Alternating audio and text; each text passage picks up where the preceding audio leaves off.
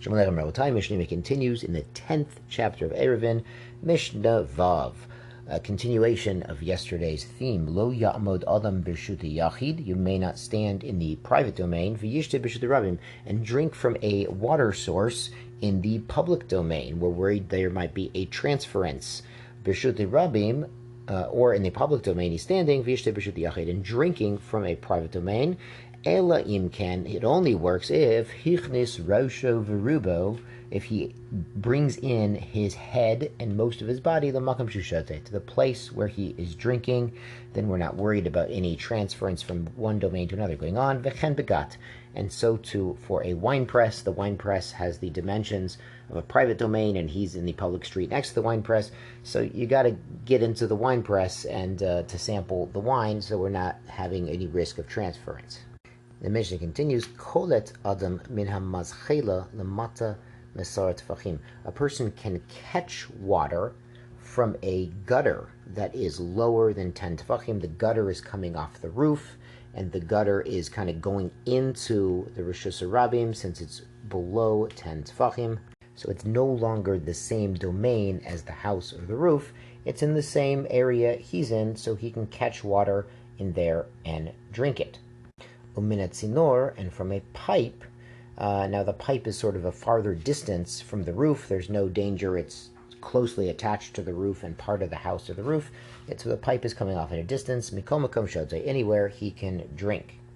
So the difference by the pipe is not only by catching in a cup or a bowl to drink, but even he could put his mouth up to the pipe and drink.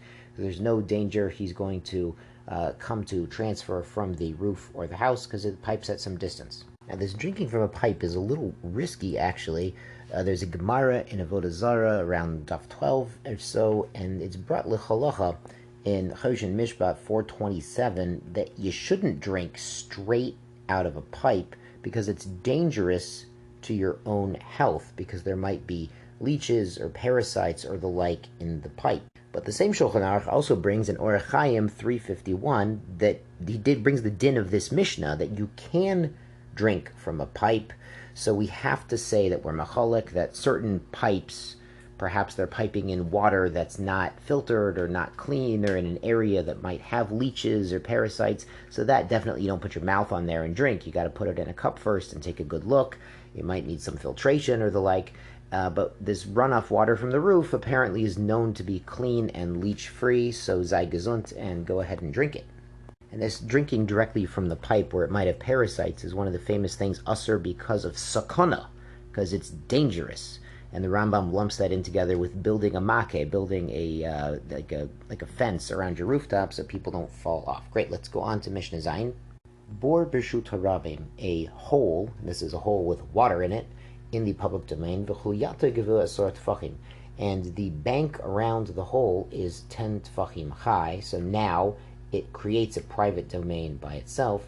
So there's a chalon shel gobov, a window that's above this hole with water. Memolin himene b'Shabbat.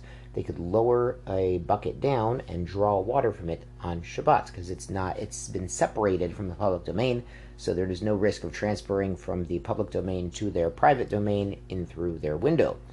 Ashba, a garbage heap, b'shut rabim, in the public domain, givoa asar tefachim, but it's more than 10 tefachim tall. So now it can be its own domain. Of course, it's also 4 by 4 tefachim width and length, as at a minimum. So chalon she'ol gaba, a window that's above this trash heap.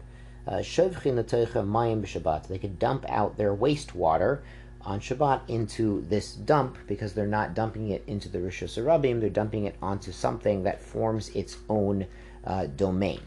Yashar kochachem and Shabbat Shalom.